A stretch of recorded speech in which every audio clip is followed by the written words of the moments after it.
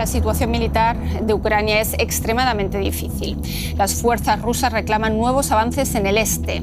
Muchos se preguntan si Vladimir Putin está más cerca de hacerse con Ucrania. El canciller Olaf Scholz decía en el Parlamento alemán esta semana: si Putin cree que es solo cuestión de tiempo y que vamos a flaquear, se equivoca. Las palabras vienen acompañadas de nuevas ayudas para Ucrania, pero dentro de su propio partido hay quienes se plantean en voz alta la posibilidad de congelar el conflicto. La pregunta es: ¿a quién beneficiaría? ¿A Putin o a Ucrania? Por eso en A Fondo nos preguntamos hoy: ¿Rusia cada vez más bélica? ¿Qué harán Alemania y Occidente?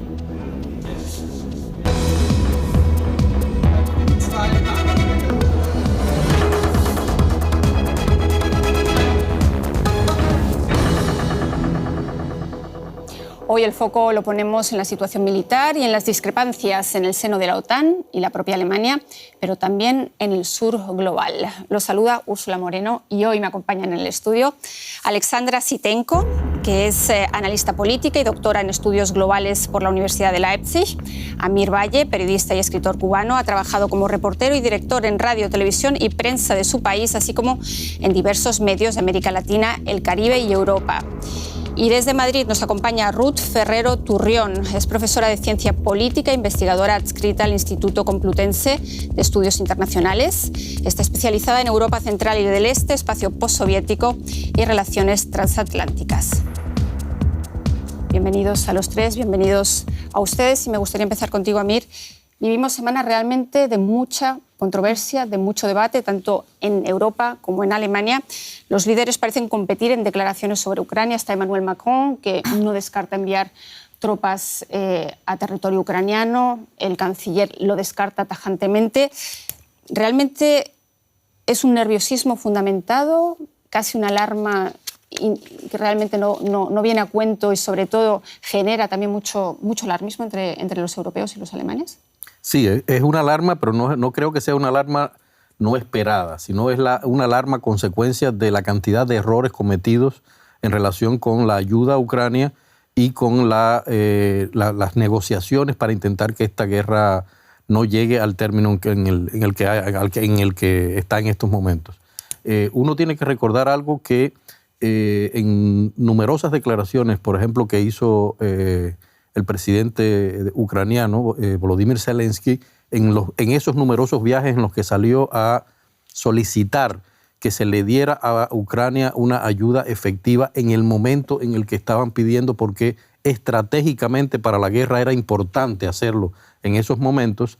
En ese momento él dijo: si no se hacen esas ayudas de un modo realmente pensado, olvidándose de la burocracia política, olvidándose del juego de intereses de la política, vamos a tener en un futuro a una región que va a estar abocada a participar en la guerra. Pero llevamos Eso es lo que 2 años de ayudas multimillonarias. Ayudas multimillonarias que no llegan nunca en el momento en el que se piensa.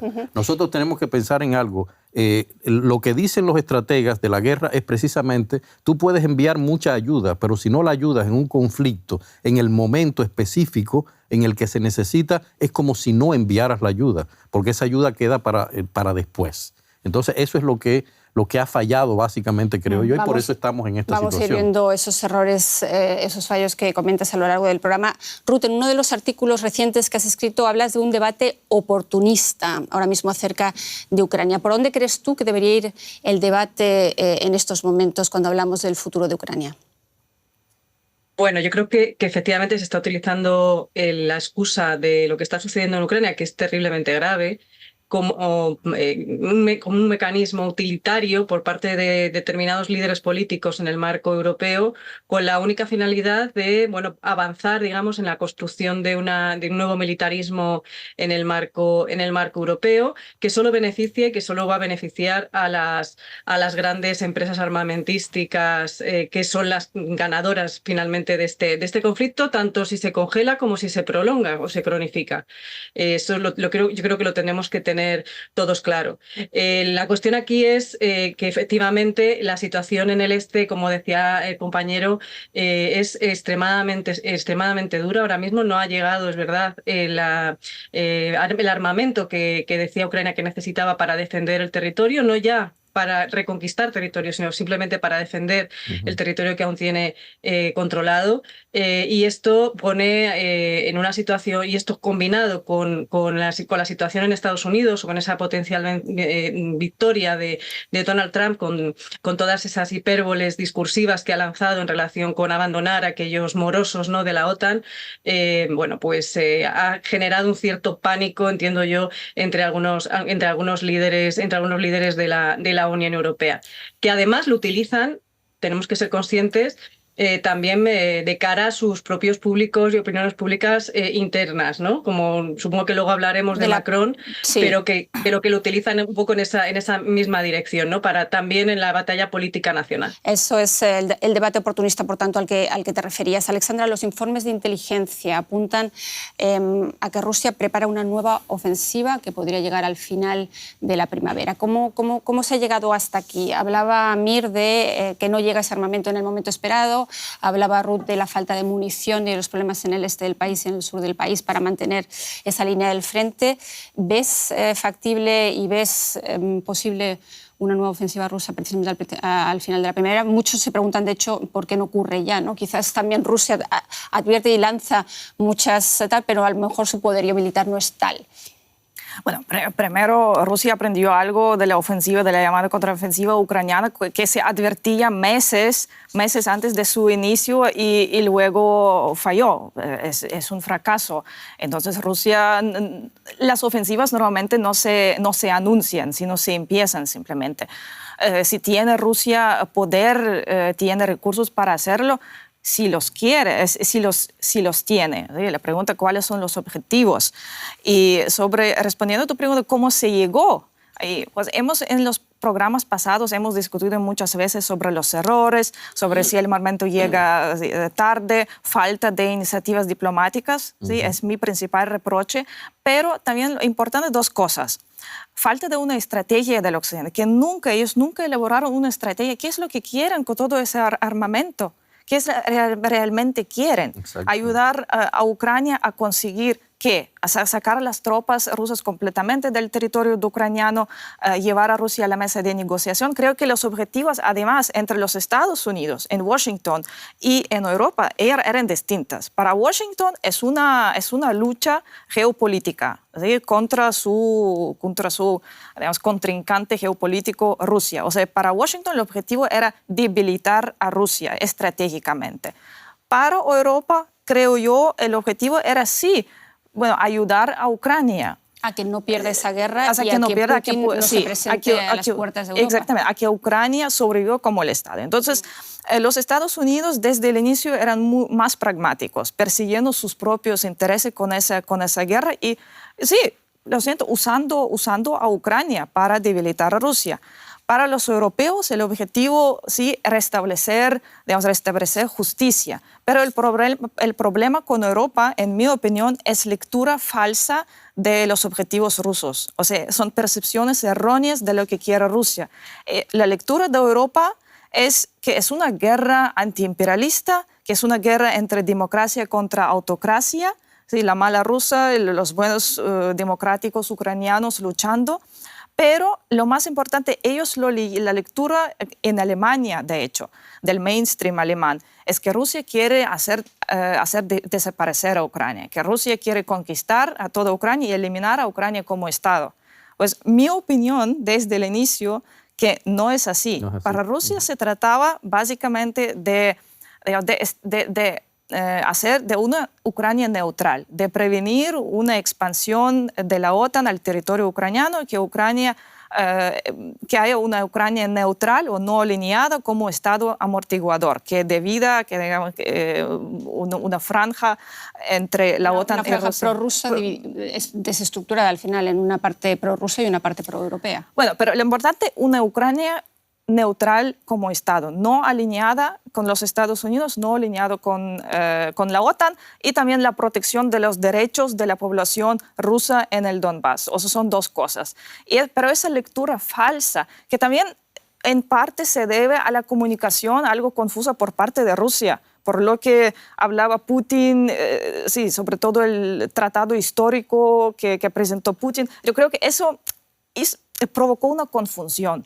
Y de esa lectura falsa se sacaron conclusiones falsas y se sacaron estrategias falsas que dañaron a Ucrania, bueno, en vez de ayudarla. De hecho, los errores son los que llevan y alargan probablemente esta guerra. Estamos en la situación en la que estamos. Precisamente. Vamos a ver precisamente cómo está el frente, porque con recursos limitados el ejército ucraniano se concentra en defender sus posiciones contra los avances rusos. Pero Rusia tiene más soldados en el terreno y Ucrania acusa los retrasos en esos suministros de ayuda financiera y munición. Veamos cuál es la situación en estos momentos. Soldados ucranianos en la región de Donetsk con un lanzacohetes múltiple Grad, como los que se construían en la época soviética. Quedan algunos proyectiles, pero no lo suficientes. No tenemos tantos como al principio, cuando podíamos disparar bien y detener al enemigo. En varios tramos del frente del este, la situación no es alentadora para Ucrania.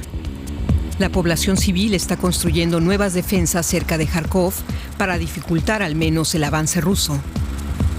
Rusia también está atacando el sur con intensidad. Al menos 20 personas murieron recientemente en Odessa. Las ambiciones imperialistas no cesarán. Irán en dirección Lituania, Letonia y continuarán hasta Francia y Alemania. Mejor detenerlo en Ucrania que después a nivel mundial. Pero a Ucrania no solo le faltan municiones, sino también soldados. Y algunos de los que llevan 2 años luchando están cada vez más desmoralizados.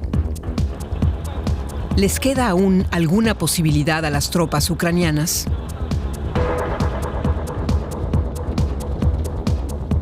¿Qué posibilidades tiene Ucrania, Mir, en estos momentos? Hablabas de que el armamento llega tarde. En este informe escuchábamos también la falta de soldados, los que están cansados después de 2 años de lucha. Y en Berlín, la semana pasada, teníamos a Scholz, a Macron y a Tusk anunciando la compra de armamento ahora en el mercado mundial.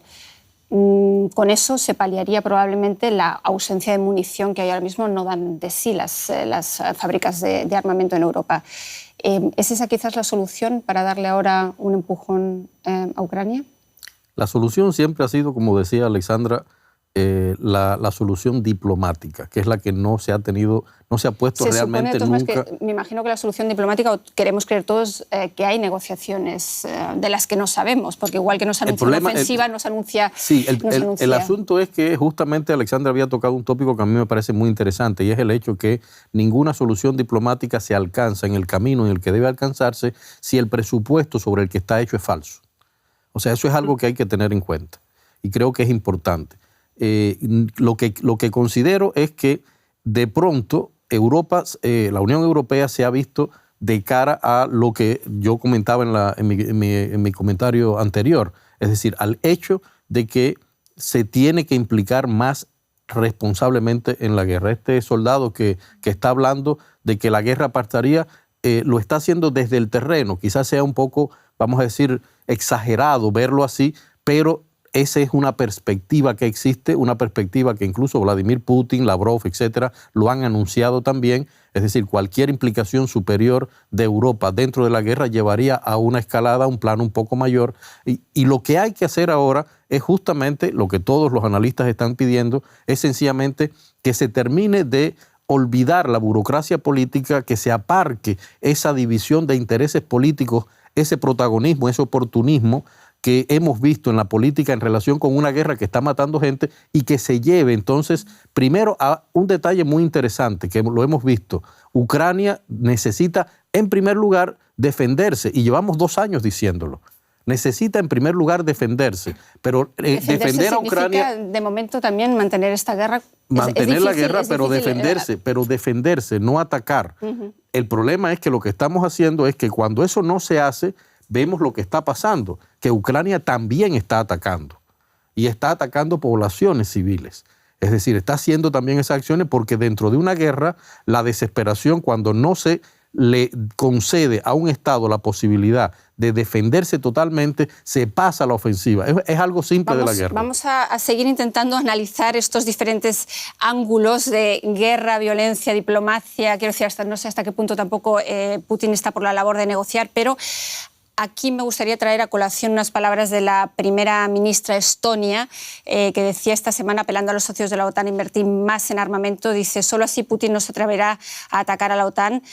Y decía, en un mundo violento el pacifismo equivale a suicidio. Lo pongo en la mesa precisamente para preguntar a los tres si coinciden con el análisis de la primera ministra Estonia, dada la situación que tenemos ahora mismo en Europa, no solamente de manera hipotética. Ruth. Bueno, yo creo que hay uno de los problemas que, bueno, estoy muy de acuerdo con lo que han planteado mis compañeros de mesa. Creo que hay una cuestión de lectura también de la doctrina de seguridad rusa que está ausente de las hipótesis sobre las que se ha estado trabajando, que hay una distensión y una separación entre los objetivos estratégicos de Estados Unidos y de la Unión Europea, en el caso de la Unión Europea, de la reconstrucción de la arquitectura de seguridad y defensa europea. Y en el caso de Karakállas, yo creo que es normal que desde un país como es Estonia, bueno, pues con la memoria histórica reciente y teniendo a la Federación Rusa tan cerca, pues intente alentar, digamos, este relato, ¿no?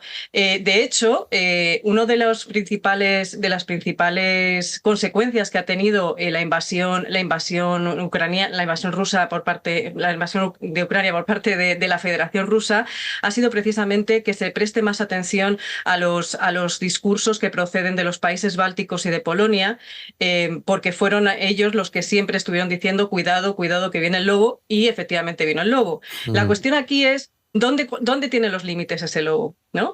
Y yo creo que esa es la hipótesis falaz con la que se ha estado trabajando en el marco europeo en cierta medida, porque si nos fijamos de nuevo en esa doctrina de seguridad rusa, y yo creo que hay que leerla con detenimiento, no parece que haya un interés sustantivo, porque no afecta, digamos, a su propia existencia el atacar a los bálticos, ¿no? Eso es algo que no aparece por ningún lado. Por tanto, ese riesgo de expansión hacia territorio, en este caso OTAN, no parece muy viable. Ni Rusia quiere un enfrentamiento directo con OTAN, ni tampoco Estados Unidos quiere un enfrentamiento directo con Rusia, porque saben que este enfrentamiento directo, y si no habría habido una intervención anterior, ¿no?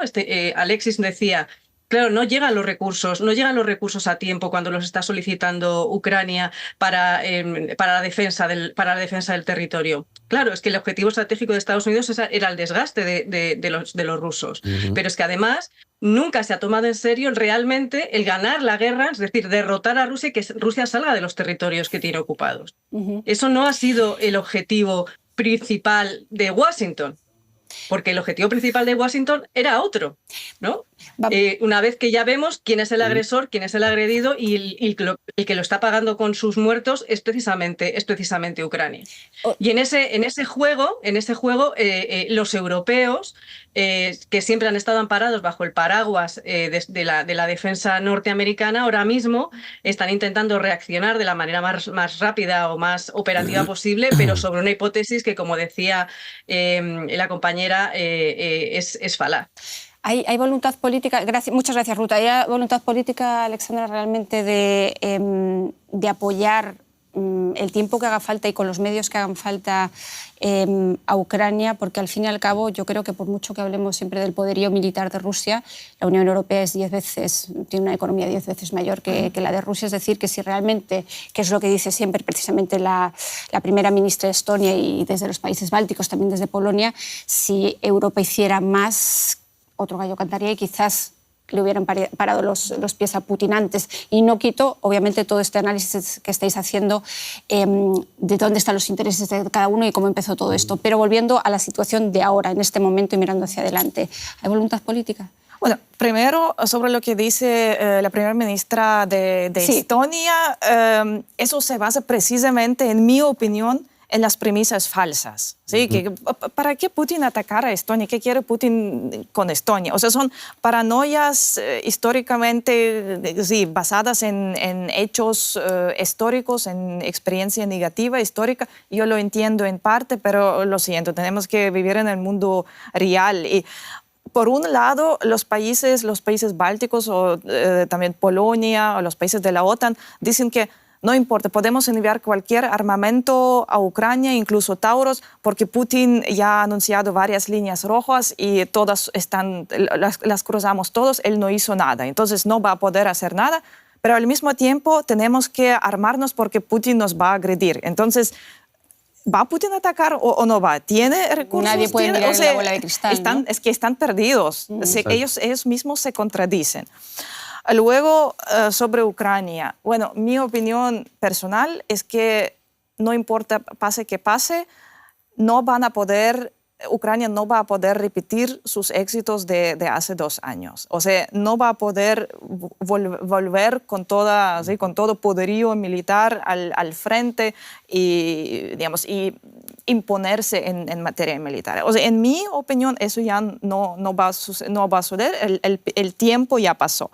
Lo que ahora yo persigo, por un lado, aumentan las voces también políticas en Europa que apegan por una solución negociada, pero todavía mi percepción es que predomina la opinión generalizada que, bueno, ante el fracaso de la contraofensiva ucraniana, el Occidente no tiene otra opción que respaldar la lucha de Ucrania por muchos años más y prepararse eventualmente, digamos, mantener el rumbo actual, mantener el frente y... De todas formas, la solución negociada, perdonad que haga un inciso, la quieren todos. Yo creo que aquí no hay nadie que quiera la guerra a todo coste, sino se habla siempre de doblegar lo suficiente a Rusia para que Ucrania tenga una posición negociadora que no sea desde la posición... Ucrania, lo siguiente, pero Ucrania en el otoño 2022, Ucrania lanzó una ofensiva exitosa.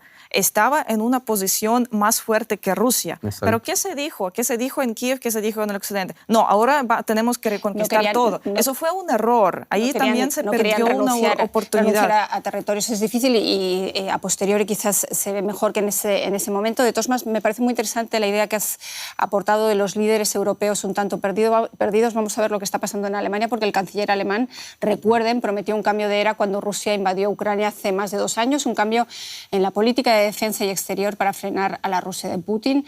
De hecho, Alemania se ha convertido en el segundo país que más armas y munición suministra a Ucrania después de Estados Unidos. Con todo, la imagen de Olaf Scholz es la de un líder vacilante y dentro de su propio partido hay voces que sugieren congelar el conflicto. Vean. No es hora de que no solo hablemos de cómo librar una guerra, sino que también pensemos en cómo congelar una guerra y más tarde ponerle fin. Esta idea del partido del canciller, el SPD, desencadena estupor en la ministra de Asuntos Exteriores de los Verdes, Annalena Baerbock. Se remite al informe de la ONU sobre los crímenes de guerra rusos en Ucrania. Creo que quien se lea este informe nunca volverá a hablar de que se debería congelar el conflicto. Este informe es como un libro de terror. Además, se oyen opiniones contrarias dentro del mismo SPD. El ministro de Defensa Pistorius está de acuerdo con su colega polaco. Sea como sea que se lleve a cabo, congelar el conflicto significaría al final una ayuda para Putin. ¿Y qué dice el canciller alemán Scholz? Junto con el presidente francés Macron y el primer ministro polaco Tusk, promete abiertamente suministrar más armas a Ucrania. ¿Cuán firme es el compromiso de Alemania con Ucrania?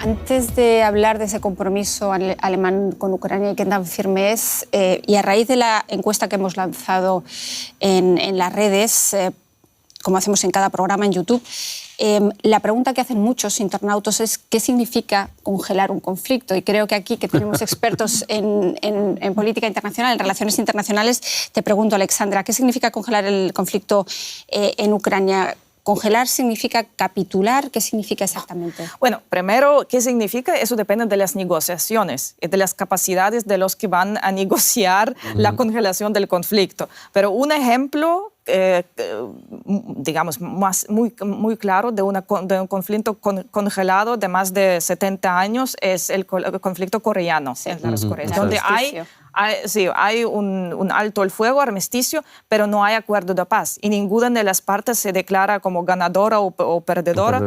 O sea, por eso podría ser un modelo, porque eso significaría que nadie pierde, nadie gana, pero tampoco, digamos, la guerra no termina en sí, pero terminan los combates. O sea, así se podrían salvar las vidas humanas. Mi preocupación es que primero creo que Rusia no lanzó toda esa llamada operación militar para al final tener un conflicto que ya tenían durante 8 años después de 2014 y que según las declaraciones rusas, según la perspectiva rusa, lanzaron esta guerra ahora, esa invasión, para terminar la guerra, como dicen ellos. Entonces yo creo que tampoco no tendrán mucho interés en tener un conflicto congelado. Sin embargo, si pueden negociar, digamos, que los territorios que ellos anexionaron se quedan como territorios rusos. O sea, hay que también negociar qué va a ser la línea del contacto. O sea, la línea del contacto. Exacto, ¿Sí? O sería la línea de contacto, eso no estaría claro ahora, eso habría que negociarlo. Y la línea de contacto en este caso sería una línea dura, o sea, con armas apuntadas unas a otras, similar como también durante la Guerra Fría en Alemania. O como lo es en Corea. Pero entonces, ¿qué es la preocupación? Para los que no sepan, Mützenich es el jefe del grupo parlamentario del Partido Socialdemócrata, del mismo partido que el canciller, y es uno de los que representan ya desde el principio del conflicto una posición, quizás estaréis de acuerdo conmigo, más conciliadora con Rusia, pero representa la opinión también de muchos alemanes y probablemente ya también de muchos europeos que también están cansados y preocupados por esta guerra. ¿Qué significaría esa congelación? ¿Que Putin retendría ese 18, casi 20% de territorio que ya tiene en sus manos? ¿Se quedaría en eso? ¿Cómo lo ves? Es que todo dependería de lo que se negocie. Porque en un proceso de congelación ocurre un toma y daca en el cual se llega a ciertos acuerdos, ¿no? A mí lo que, cuando hablábamos ahorita y tocando también este tema, que me parece muy interesante lo que tú estabas comentando, ¿no? De que la Unión Europea tiene más, tiene más fuerza económica quizás que Rusia. La pregunta que nosotros siempre nos hemos hecho en estos programas y fuera de programa también es cómo llegamos hasta aquí desde el punto de vista del hecho de que si a Ucrania se le estaba apoyando, si además la Unión Europea estaba abocada también a apoyar a Ucrania, a Estados Unidos, ¿cómo es posible que una economía como la rusa, que estaba en crisis, que tenía problemas, etcétera, ha logrado sobreponerse a una economía de guerra tan fuerte? Que sabemos que la guerra chupa recursos y acá puede acabar fácilmente con toda la economía de un país, sin embargo, no lo estamos viendo. Pero no lo estamos viendo justamente por eso. Cuando tú analizas, por ejemplo, los gastos en defensa de 2022, 2023, vas a ver que está China con un 13% y después está Rusia con un 4%. Alemania aparece detrás de Arabia Saudita y de otros países solamente con un 2 tanto por ciento. Pero la Unión Europea, el resto de la Unión Europea prácticamente no aparece en gastos de defensa en ninguna de las estadísticas en primer lugar. No habría voluntad política, pero y sin embargo, cuando ves las cifras totales, ahora mismo la Unión Europea está aportando más apoyo económico a Ucrania que la misma Estados Unidos. Y Alemania está, por ejemplo, comprometida, son 5.000 millones de dólares que van a ser... Tengo aquí mismo los datos que más me gustaría comentarlos también con Ruth. 500 millones de euros nuevamente esta semana, pero eso se suma a los 7.000 millones en lo que va de 2024 y 22.000 millones desde que comenzó la guerra hace 2 años. Y me gustaría aquí preguntar a Ruth por su opinión, porque precisamente el canciller esta semana en el Parlamento decía que el debate que hay dentro de la propia Alemania es ridículo. Lo calificó varias veces de ridículo en el sentido de que parece que Alemania no apoyara a Ucrania por los debates internos que se viven en este país y, sin embargo, acabo de decir las cifras, Alemania es, después de Estados Unidos, el país que más apoya a Ucrania. Él decía también en este debate que nadie ve a Alemania así como se ve dentro de Alemania, que desde fuera se ve a Alemania de manera muy distinta. Y precisamente a ti como analista en relaciones internacionales que vive en España, ¿cómo se ve a Alemania desde España y cómo se la ve en el conflicto ucraniano? Yo diría que se la vio desde un primer momento más dubitativa, más cauta, al menos también es mi percepción personal, ¿no? Aquí las relaciones internacionales, como sabemos, juegan 3 pivotes esenciales que son el poder, el orden y las percepciones. Y las percepciones en esta guerra están siendo determinantes, por un lado, para debilitar la posición alemana en el continente y reforzarla de otros actores, como puede ser el caso de Polonia. Pero también hemos visto cómo esas percepciones en un primer momento debilitaron la posición francesa y ahora es lo que intenta recuperar Emmanuel Macron, ¿no? Y yo creo que en ese juego del poder y de las percepciones es donde nos estamos jugando realmente algunas de las decisiones que se adoptan, ¿no? en el marco europeo. En relación con lo que planteabais del debate interno alemán, por ejemplo, me resulta fascinante cómo la ministra de Asuntos Exteriores defiende, ¿no?, a capa y espadas a los verdes alemanes se han convertido en una de las fuerzas más beligerantes de la historia europea, podríamos incluso llegar a decir, lo cual es una extremada paradoja. Sí. Especialmente si el argumento que están planteando es el del mantenimiento, el respeto a un mundo basado en reglas, de un derecho internacional que no se puede vulnerar, y su posición en relación con la cuestión de Gaza y de Palestina es completamente diferente. No hay una defensa cerrada del derecho internacional y del respeto a las normas internacionales por parte de los verdes alemanes.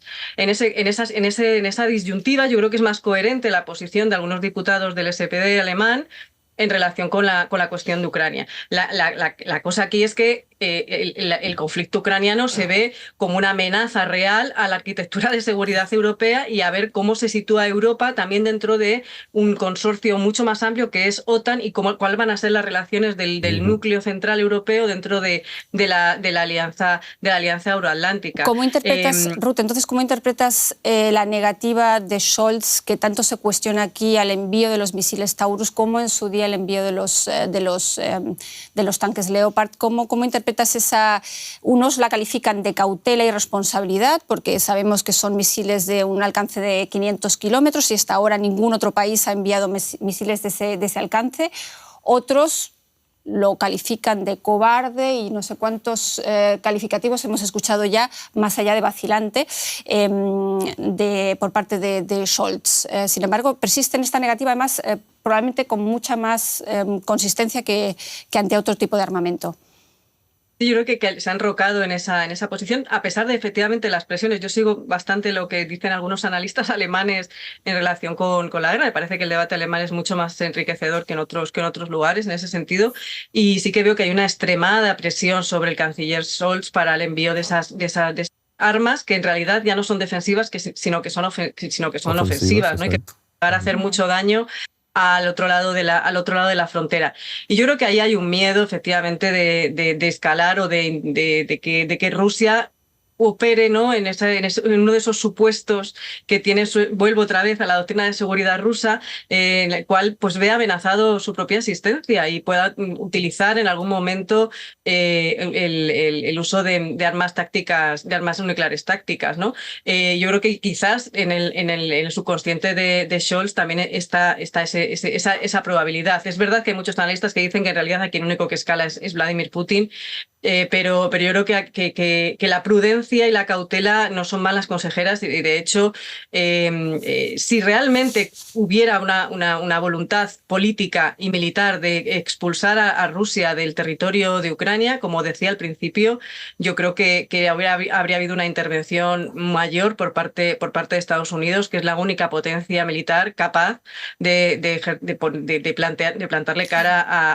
al ejército ruso. Y permíteme solo una cosa. A la resiliencia de Rusia, las sanciones. Las sanciones han sido unilaterales por parte de Estados Unidos y sus aliados y la Unión Europea, no por parte de otros países. Y además no es lo mismo ponerle este tipo de sanciones tan duras a la Federación Rusa que ponérselas a países más pequeños como pueden ser Venezuela o Irán, con una menor capacidad de reacción y de tejer estrategias con otros países del globo. Y ahí pues doy paso a los compañeros también, porque sé que queremos hablar un poco de lo que sucede en ese sur global y cómo se está posicionando en relación con este tema. Pues sí, precisamente nos das pie para hablar del sur global, de esos otros países. Hemos hablado mucho de Europa y quizás también de que prácticamente el canciller aquí se quiere perfilar ahora como el canciller de la paz, es decir, esas estrategias domésticas. Pero ¿cómo se ve la guerra de Ucrania desde el llamado o mal llamado sur global? Lo hemos tematizado aquí también más de una vez. Una de las voces más destacadas es la de Lula da Silva, el presidente brasileño, que se ha opuesto a la política de aislamiento de Rusia y recibió recientemente al jefe de la diplomacia rusa, Sergei Lavrov, en Brasilia, y no era la primera vez. Este año Brasil preside el G20, uno de los pocos foros donde todavía se juntan los líderes mundiales, todos los líderes. A su vez, el ministro de Exteriores ucraniano, Dmitry Kuleba, revelaba esta semana que prepara una gira por América Latina en la que espera poder visitar también Brasil, entre otros países. Estrechar lazos con Latinoamérica y el resto del sur global, donde Rusia sigue teniendo una gran influencia, es una de las prioridades de Ucrania desde el año pasado. Pero, por ahora, los avances son más bien limitados.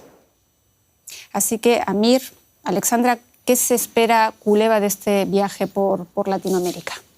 Primero, un apoyo estratégico diplomático, que es lo primero que necesita Putin en este momento. Hay que recordar que en los primeros años de la guerra, en el primer año de la guerra, la posición de Rusia fue muy debilitada. Con el paso, digamos, del segundo año, la diplomacia rusa, ha concentrado su trabajo precisamente fuera del marco de la Unión Europea para tratar de equilibrar la balanza de las condenas diplomáticas en este caso. Y por supuesto, ahí en ese caso, países como Brasil, Venezuela, Cuba, Nicaragua, o sea, en aquella parte del mundo, eso que mal se llama, como estamos de acuerdo, el sur global, para ellos es una ayuda muy importante. Hay detalles muy curiosos, como por ejemplo, que no se suelen poner en la mesa de discusiones, como por ejemplo, el envío por Cuba de mercenarios a Rusia, algo que ha sido demostrado y que está haciendo también eso.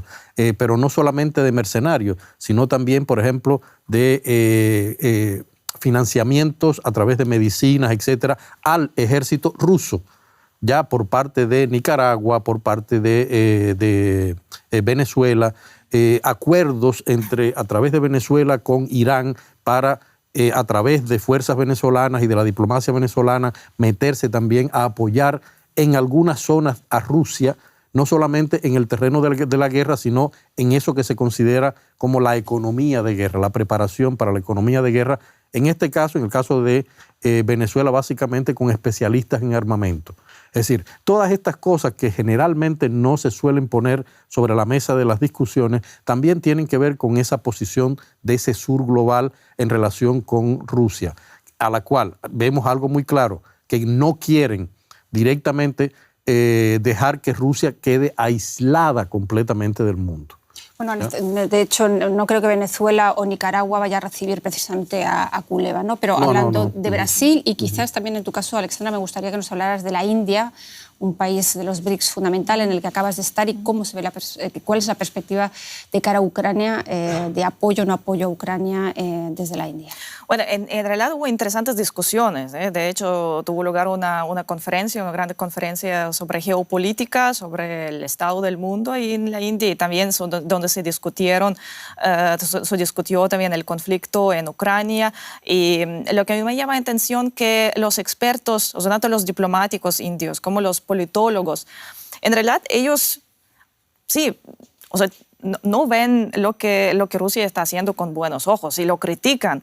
Y también pregunta qué objetivos estratégicos ha alcanzado Rusia hasta ahora con esa invasión, a qué ha llevado. Un gran desgaste, muchas muertes. Sí. Tampoco o sea, claro que las desventajas y las pérdidas son más grandes que las ganancias, pero ellos primero tienen una lectura distinta de las causas de ese conflicto. Sí. Y tanto India como Brasil, como países africanos, tienen la opinión de ellos es que el Occidente también es culpable, también tiene una parte de la culpa por esa invasión, no solamente que Rusia es la mala y nosotros somos los buenos. O sea, es de que ellos también, en cierta medida provocaron a Rusia.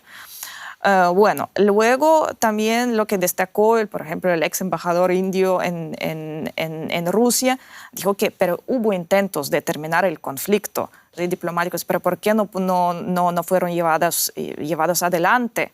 Sí, es lo segundo. Entonces ellos dicen que el conflicto no empezó de repente, que hay una prehistoria de ese conflicto y que el Occidente también tiene una parte de responsabilidad. ¿Están a favor de congelar, por ejemplo, este conflicto? Están a favor de una solución diplomática, claro, porque ahí dicen que ahora lo que estamos observando es una lucha hasta el último ucraniano. Exacto. Pues no nos queremos marchar y como siempre se nos escapa el tiempo sin contarles lo que dicen nuestros internautas, porque a la encuesta que hemos lanzado, el 54%, es decir, más de la mitad, está a favor de congelar, dicen que congelar la guerra es la única opción para detener el conflicto. Un 28% dice que con más armas y munición Ucrania sí puede salir victoriosa. Y solamente un 18% dice que congelar la guerra solo ayudaría a Rusia. Y me gustaría comentar aquí lo que ha dicho uno de nuestros internautas, de nuestros usuarios. Dice, desde que comenzó el conflicto, Europa solo se ha encargado de echar más gasolina al conflicto.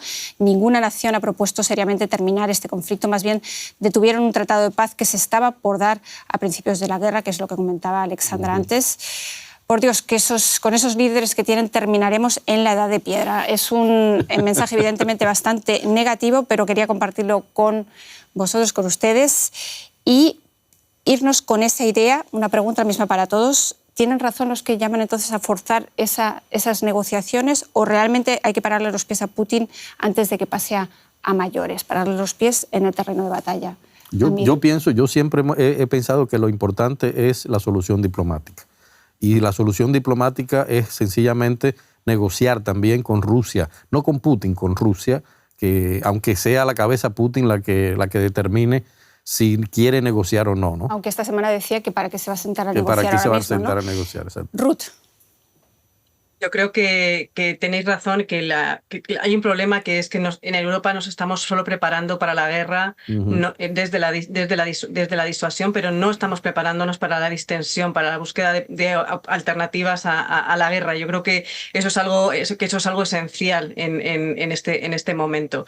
Y pararle los pies a Putin significa también cumplir con nuestras obligaciones en el marco del derecho internacional, en todos los ámbitos, para que desde el sur global o desde el denominado mal llamado sur global nos tomen también en serio y no desconfíen, ¿no?, de nuestras propias acciones, que al final son leídas o tienen esa lectura como de llamados valores que son interesadas. Sí, gracias Ruth.